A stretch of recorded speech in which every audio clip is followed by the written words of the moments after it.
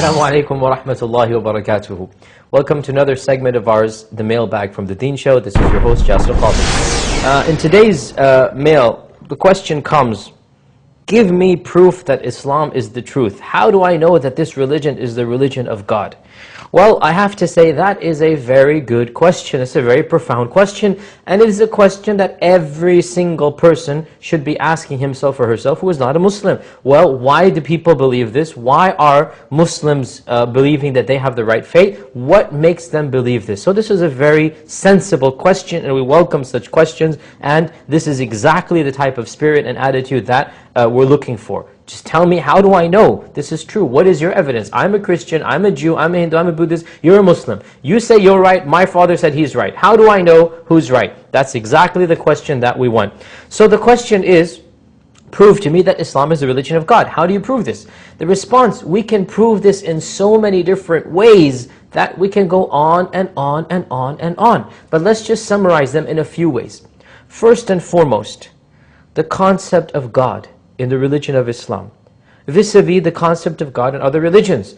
When you look at the religion of Islam and you see how Muslims view their God, you realize that there is no other religion on earth that has such a simple and logical and rational belief, a belief that appeals to every single human being.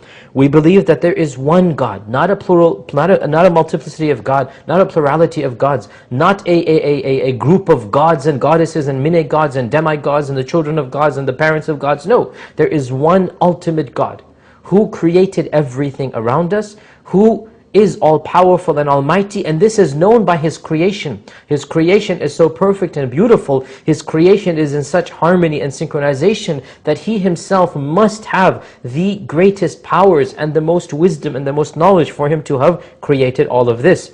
We also believe that this God does not resemble us at all. He is not human. Had He been human, then we would all be gods. He is not human. He is above us. He is greater than us. He is much more powerful and knowledgeable than us in a way that we can never understand. We understand that because we are finite and He is infinite, that we will never be able to fully comprehend Him.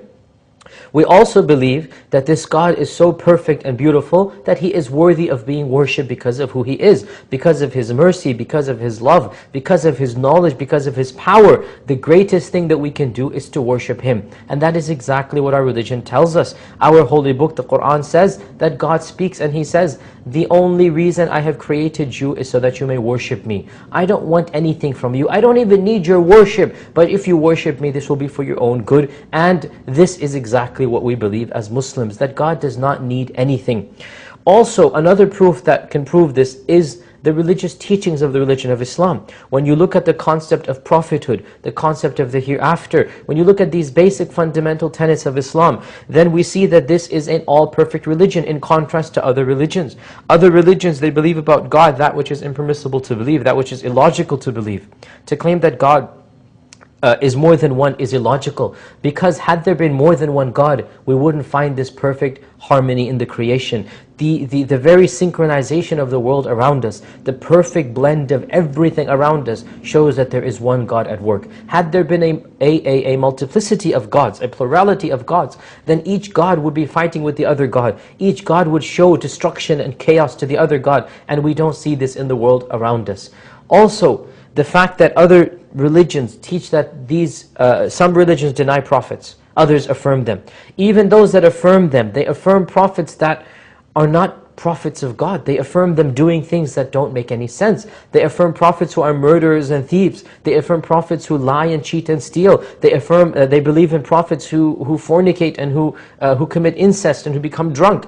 And that is something that if your own friend were to do it, you would cut yourself off from him. How about if you ascribe this to the Prophet of God? So we believe that the prophets of God are the most perfect of men. They don't commit such major and evil and heinous deeds and crimes. They are righteous and noble and holy people, and they come with the best teachings of God, and that is exactly what our religion tells us. A belief in the hereafter as well. So we said three things: belief in God, belief in the prophets, and belief in hereafter. These three fundamentals are so perfect in Islam. We believe that there is a life after this life. We believe that after we die, that is not the end of our lives. There shall be another life after that. And that life, which is called the life of the hereafter, is a life which will be based upon this life. And we will be rewarded or punished based upon our deeds for this life. In this world, we find people who disobey God, who flaunt their arrogance, and yet they live seemingly comfortable lives.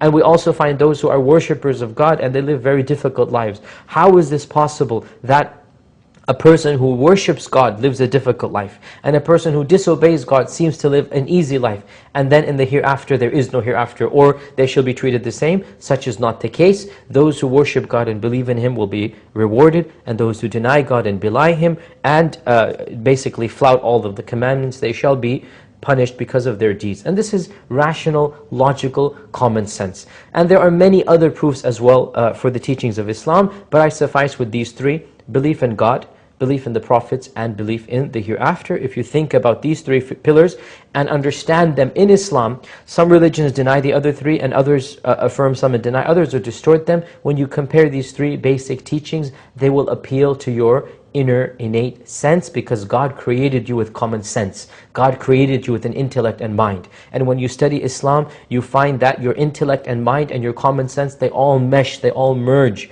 they all complement the true teachings of Islam. And when you study other religions, you find that your common sense does not appeal to them. You reject them. It doesn't make any sense to you, because God is the one who reveals the books, and He has created you with common sense, and the two have to merge together. And that only occurs in the religion of Islam. So in conclusion, I ask you to think about these teachings, and then also to pray to God. You don't even have to call Him by a name. Just say, "O you who created me. O you who created me and all that is around me, I invoke you, I pray to you, I beseech you to guide me to the truth." That's a fair deal. I can pray this, and I ask you to pray this as well. And if you are sincere, then God will be sincere to you. I hope that suffices in a brief response to this question. And I hope to see you next time on the Mailbag on the Deen Show. Until then, Assalamu alaikum wa rahmatullahi wa barakatuh.